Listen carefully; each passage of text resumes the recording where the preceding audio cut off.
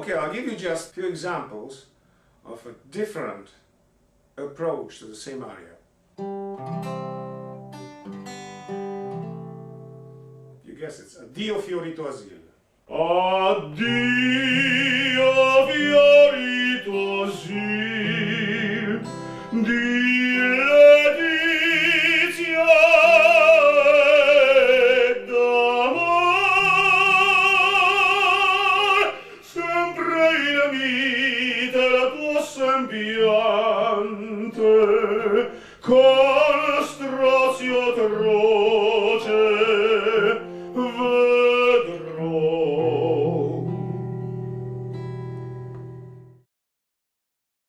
Addio fiorito asil di letizia ed amor, sempre in vita la tua sembiante, con strazio atroce vedrò. Addio fiorito asil di letizia ed amor, sempre in vita la tua sembiante, con strazio atroce vedrò.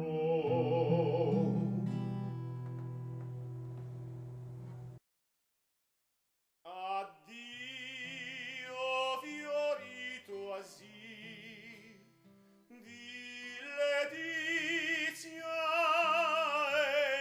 ed amor,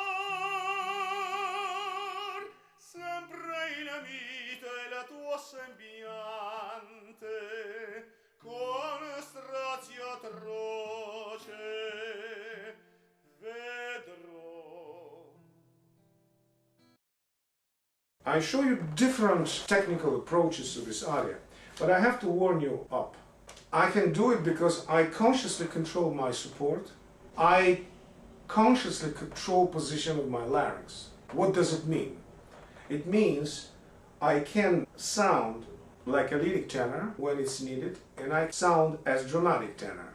Let's not give you the false ideas, because let's say that it is so easy for me to sing a lyric role altogether, because then it will require my conscious involvement into this role. It means that I won't be relaxed. What is natural for me, dramatic way of doing it. And when I sing most of the arias, dramatic arias, the way they're written in dramatic way, it's easier for me to sing that way.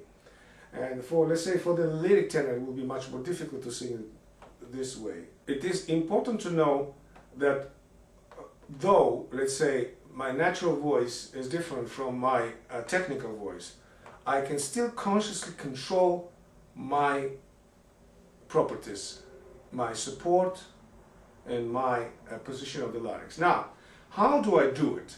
My mind knows what the sound I want to bring out, so I tune my voice into that sound.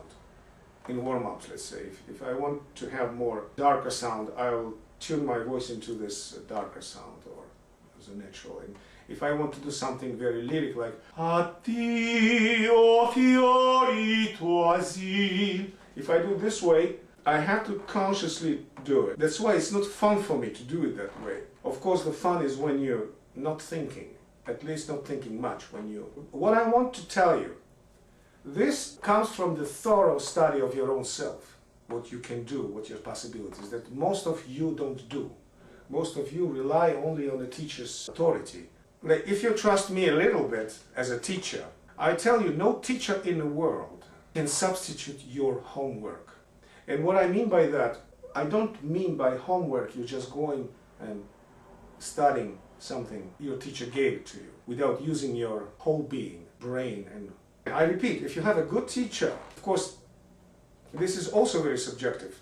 For some, a particular good teacher would be an amazing teacher, and for the other ones they will say, well, nothing special. And for the third type, it will be, oh, I don't want to see him again. It's also a matter of personal choice. It's not just the vocal abilities and techniques. When you come to your homework, you have to take and study your voice. Experiment with it. Of course, not without doing any stupid things. Experiment your voice as much as possible. And to find eventually what is most convenient for you. And maybe even changing FACH when it's necessary. A great singer should not rely only on the teacher's suggestion. He needs a teacher, but not in a sense that most of the students understand. Most of the students, especially those who never have any experience with singing, and they come to a professor and they like to get into the reputed professor's classes. And when they get the reputed professor's classes, this particular guy, especially if it's a star, it's almost an icon. It's an icon for them. Initiative stops from you. You think that the professor is going to take care of you. And it's not true. To a certain point he may, but not the whole way. Thank you very much. It was Franco Tanelli, Science of Singing.